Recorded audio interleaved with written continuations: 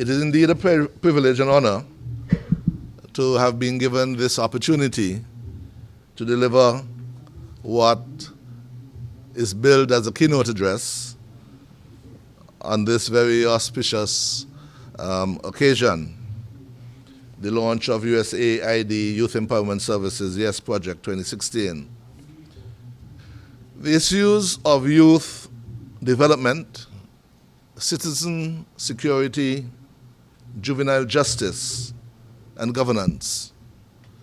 are of serious concern to the government of St. Kitts and Nevis, as well as to the other countries in the Eastern Caribbean. Social safety and basic services require significant resources to combat the fallout of drug trafficking, increase in violent crime, and high murder rates due to local gangs, and the increased availability of firearms, which has a significant cost to our economic growth. We must therefore thank the USAID, its partners, the UNDP, and the OECS Secretariat, but in particular the USAID, I should mention, for its continued support of programs which are targeted to our youth, not only in St. Kitts but throughout the region, to assist with activities that support an improved evidence base on crime and violence that will be used to look at community-based crime and violence prevention programs and the improvement of the juvenile justice systems addressing the management of youth in conflict with the law. We note that this program's development objective is basically to reduce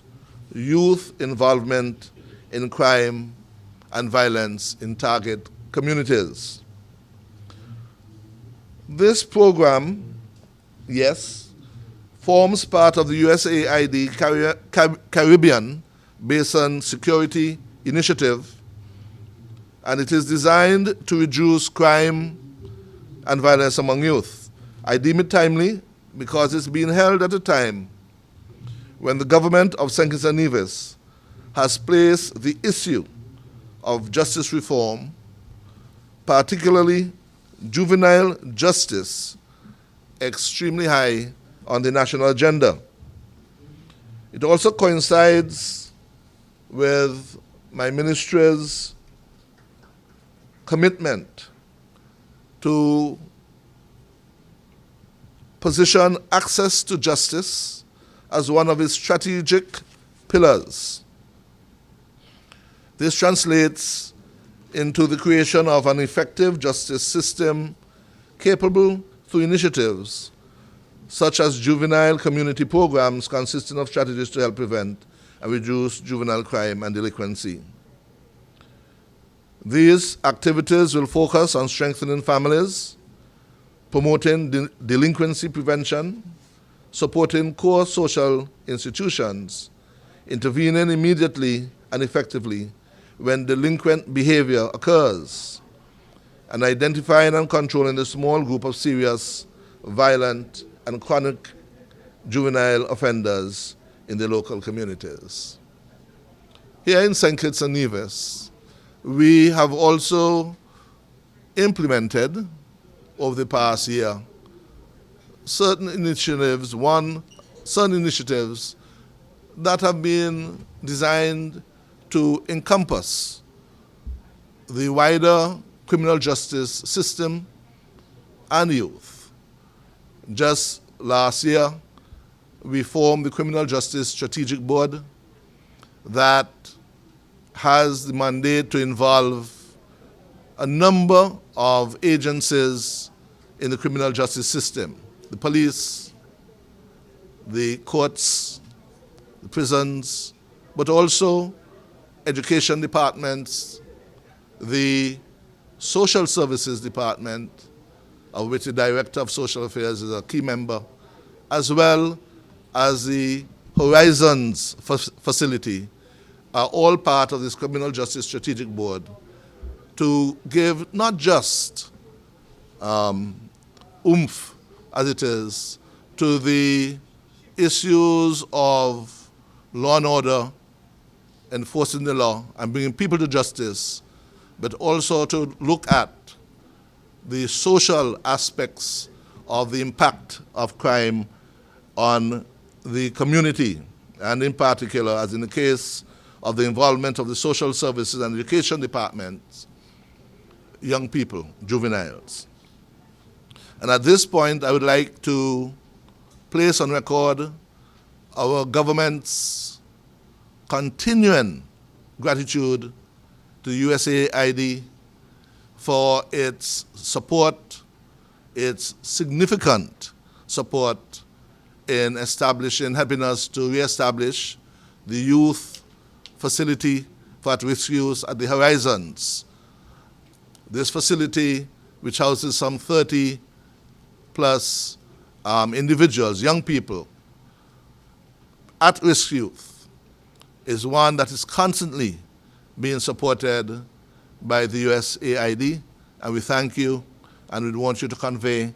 to your ambassador and to the US government our thanks and gratitude as well. We have seen here just now that although there are significant problems with young people who are at risk in our community, who at a very early age are being drawn, tempted into away from the straight and narrow path, that there are young people in our communities who have abundant talent and who need to be nurtured. Just last Thursday, we had in Parliament the recognition of some 25 most talented teens in St. Kitts and Nevis for the past year. And so, while we would want to ensure that we put in place and welcome every assistance to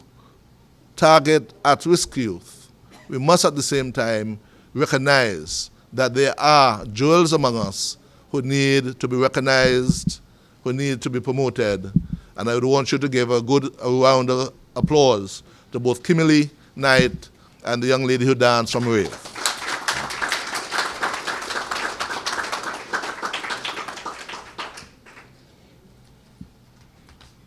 The program YES that is being introduced by the three partners here with us today, supported by others, is one which we find to be right on point, one which the government of St. Kitts and Nevis would like to endorse, has endorsed, and will promote us in our fight to ensure that our young people get as much assistance as possible to combat what is something of a growing scourge among us. And we note that the basis of the YES program,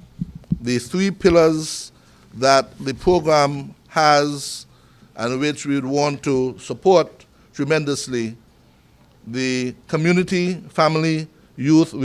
Resilience program that would lead to questions of rehabilitation and reintegration of our youth back into our society once they've come into contact with the law, once they may have been inadvertently or some other way stepped off the straight and narrow path. We would want to endorse this program and hope that whether it's 3 or 5 communities which will be used to work at, we hope that it will show the type of results that can spread to other communities throughout St. Kitts and Nevis and help to act as a bar, a firewall against the type of temptations and problems that are always there for our youth. The protective factors or resilience, I think, is a phrase that is used in the program. And we want that we are able, through various programs in the communities, to leadership training and others, that will help our young people to resist and to grow up to be very productive people in our community. The Juvenile Justice Reform Program, I think it's part 2, is also another component of this program, and we would want also to give our support, full support to this, as it aims to strengthen this whole question of reintegration of youth in conflict with the law back into society. We note that the reform program over the next few years will be seeking to encourage us here in St. Kitts, as with the other 2 countries that are targeted for this program, to look at questions of alternative sentencing and to explore that as alternative to custodial sentence, to ensure that our detention centers and diversion programs provide support services to foster rehabilitation, to facilitate the reintegration of youth leaving detention facilities back into their families and communities, and also to document and share successful models and solutions to reduce youth recidivism rates across the region. The third pillar on which the YES program is going to be based has been explained in some detail by Mr. O'Malley from the UNDP, and this has to do with the question of using evidence, statistical data in policy making, in decision making, that rather than using anecdotal evidence and not having, as it was, a basis to devise strategies to affect the youth, that we would be working assiduously to collect, collate, analyze the data that would be had from the various agencies involved, that involve juvenile justice, and so that we can fashion programs and policies as we move forward to combat this increasing problems of violence and crime in our society.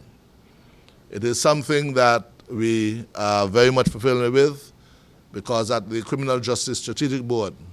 this was our first order of business that we had mandated that our Department of Statistics come and give us quite a bit of grounding in the question of the production of data from all of the various agencies involved, that this can be shared and used as the first step in trying to devise and develop policies and to spread it.